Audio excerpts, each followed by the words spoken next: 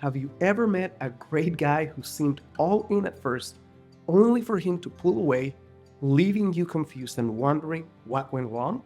And yeah, sometimes it's because he's unavailable, avoidant, or not ready for anything real. But what about the times when he's a healthy, grounded man and for no obvious reason, things start to change? He doesn't pull back because of someone else, he pulls back because somehow he's lost connection with you. In this video, I'm going to be breaking down the 7 brutally honest reasons why good men stop pursuing commitment and what you can do to prevent it from ever happening to you.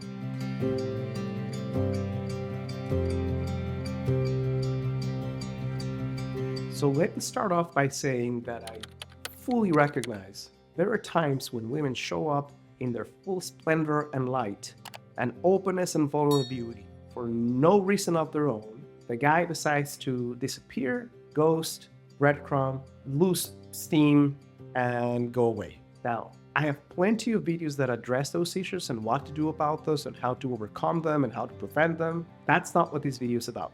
This video is about situations where the guy is really in on connecting with you. It's not that he's avoidant. It's not that he's not looking for a real relationship. It's that somehow the connection didn't happen. Somehow the way you express yourself with them, what you said and didn't say, created a pain point in his heart that he could no longer feel he could move forward with. So what I want to do right now, not just being a man, but being a coach of women, hundreds and hundreds of clients who've successfully entered lifelong relationships, marriages, gotten engaged. What really makes a difference in creating that connection? Why do guys show up more with some women than others? And coming in at number 1 reason why the right guy chose to not commit is because you played it so cool or so safe that he couldn't feel your heart. Now, bear with me for a moment. What does that mean? It means that he started gradually expressing himself more and more to you,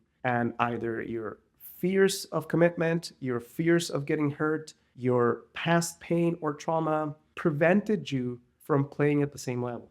He maybe was much more affectionate and expressive than you were. And I know in your heart of hearts you believe you were being expressive, but maybe there's a lot that was not expressed. There's a saying, one of the most beautiful sayings that I've ever read in my life by Khalil Gibran, that says, between what is said and not meant, and meant and not said, most of love is lost. So if you are one of those human beings who doesn't wear her heart on her sleeve, which is recommended, I don't recommend for someone to show up and share and reveal your deepest secrets on the first date. That's dangerous.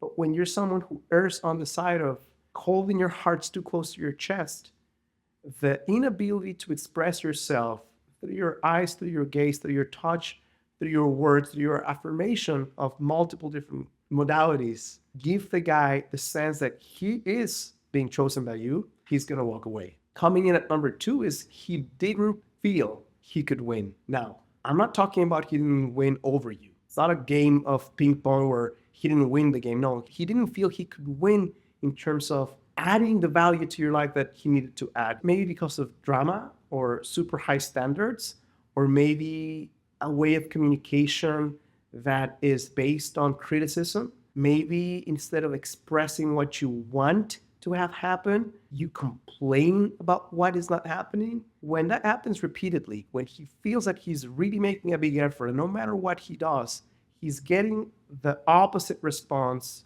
or maybe a non-response from you, he gets to the point where he feels, and I know it's not the way it's meant to happen, you're not supposed to make someone happy, but when he in his head says, there's no way I can make this woman happy, he's gonna vow out respectfully. Number 3 is he feels like a checkbox in your goal book. What does that mean? That means that you're very clear, very specific, have a very strong set of goals.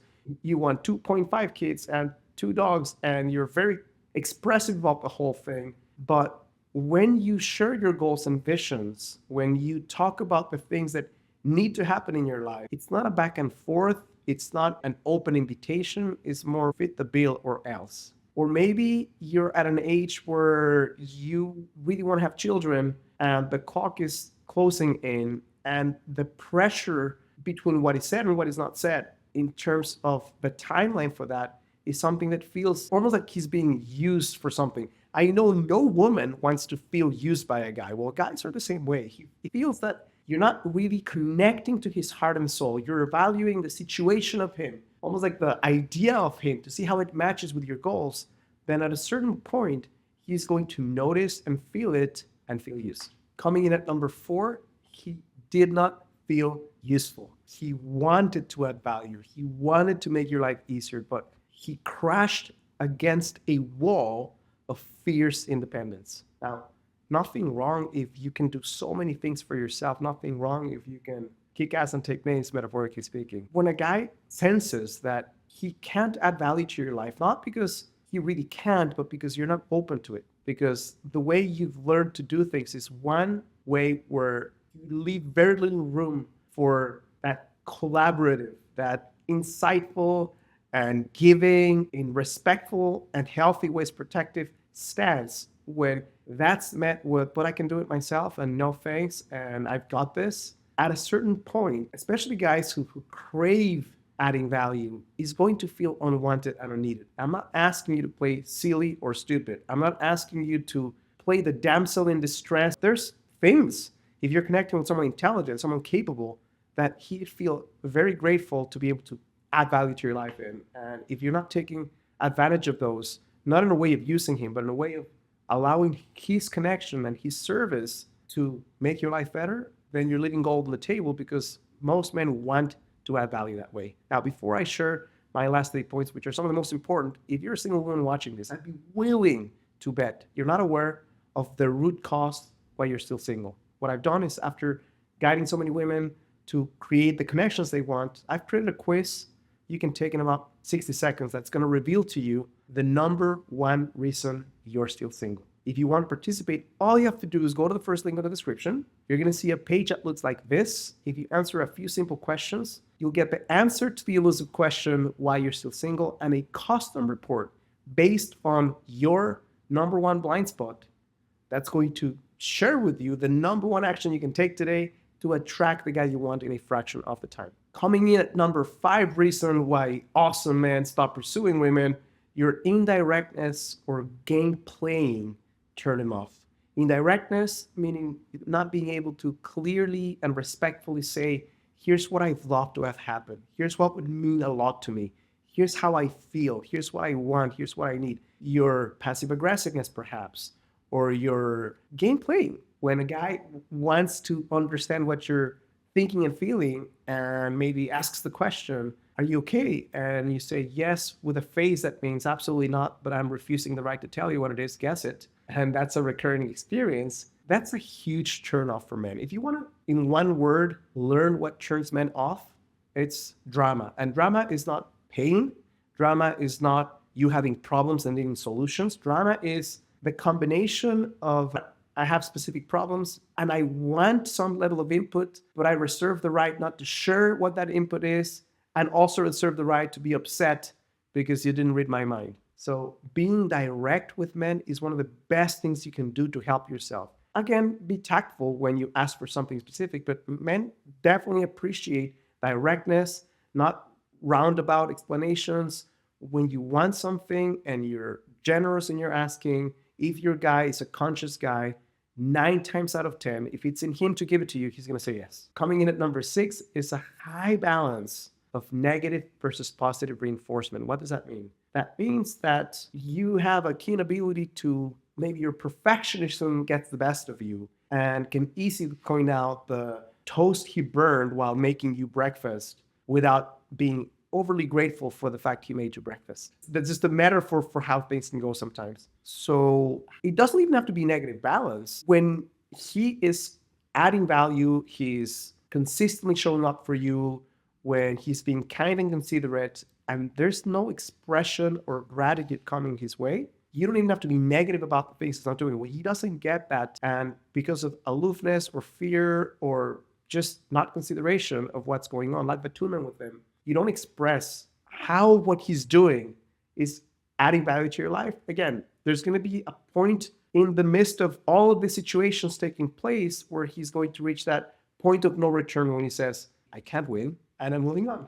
Number 7 is he felt disrespected, misled, or manipulated. And disrespect is something that we all, men and women, crave. Here's the nuance between men and women. Men have learned of all different things that they need to preserve their dignity and integrity, that respect is one of the highest forms. Why? Because it's a way of showing up in life. It's a way of protecting your own life. It's instinctual. So feeling respected can go a long way in someone really wanting to continue connecting with you. So being disrespected is interrupting him when he's expressing himself to you, or getting really frustrated when he's having a tough time expressing some feelings that perhaps are easier for you to come by. Or maybe in the worst of scenarios, making bantery, jokey expressions of fun, quote unquote fun, in front of his peers, in front of people that, even though you might find it funny, he may not have the clarity in that moment to share how hurt he felt, because men are not supposed to show hurt,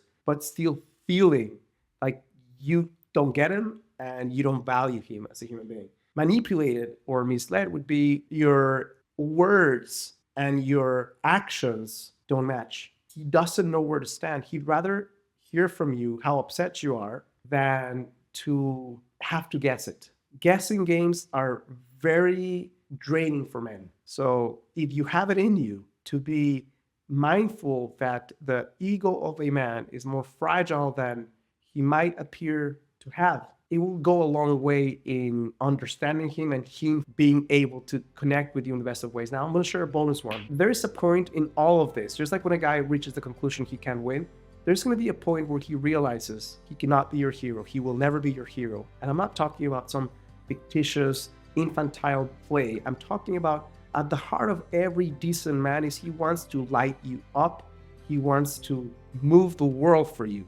And if he recognizes that that's not going to happen, that the admiration that he needs to experience from his woman is not going to take place because either you don't find him admirable or you do, but you're reserving the right to share it with him for whatever reason, then he's going to come to a position where his heart will be hurt enough to move away, but may not have the right words to express everything that's happening and that he needs to go away. So I hope this is helpful, useful, insightful. If it is, it means the world to me and my channel if you click like and subscribe. And if you want to continue learning how you can attract the guy you want, without need for gimmicks, manipulation games, or stupid techniques, make sure to watch the next video right here.